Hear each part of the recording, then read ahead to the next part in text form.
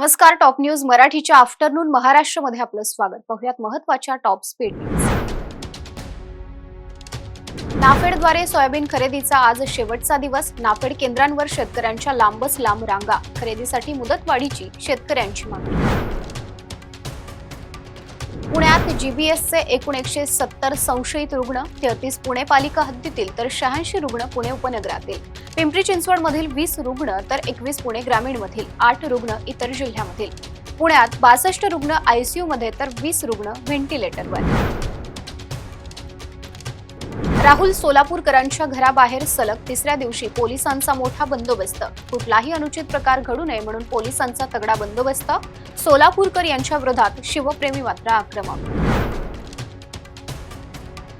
पुणे शहरामध्ये आज अनेक ठिकाणी पाणी पुरवठा बंद. शहरातील मुख्य भागांमध्ये दिवसभर पाणी पुरवठा राहणार बंद.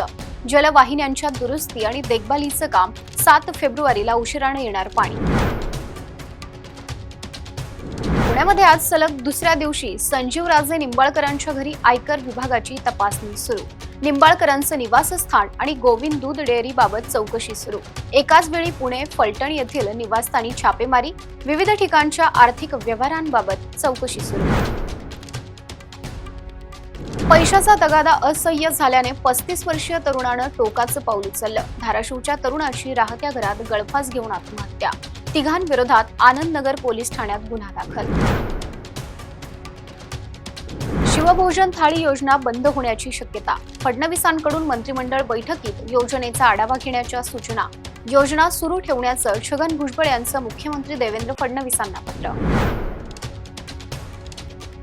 साई प्रसादालयातील मोफत जेवणासाठी आता टोकन बंधनकारक. आता टोकन शिवाय प्रसादालयात प्रवेश मिळणार नाही. वाढत्या गुन्हेगारीच्या पार्श्वभूमीवर साईबाबा संस्थांचा हा मोठा निर्णय. भाजपच्या नावाखाली मुस्लिमांमध्ये भीती निर्माण केली जाते. मुस्लिम मतदार भाजपला मतदान करत नाहीत. विरोधी पक्षांकडून असा गैरसमज पसरवला गेला. हा समज खोटा ठरवत मी भाजपला मतदान केलं. इंडिया इमामचे अध्यक्ष साजिद रशिदींचा दावा. पंतप्रधान नरेंद्र मोदींचा परीक्षा पे चर्चा कार्यक्रम आता नव्या स्वरूपात होणार. यंदा कार्यक्रमासाठी 3.5 कोटी विद्यार्थ्यांची नोंदणी. कार्यक्रमात विविध क्षेत्रातील दिग्गजांचा सहभाग असणार. टॉप न्यूज मराठीच्या आफ्टरनून महाराष्ट्रमध्ये इथेच थांबूयात. पाहत रहा टॉप न्यूज मराठी. आपला महाराष्ट्र, आपली बातमी.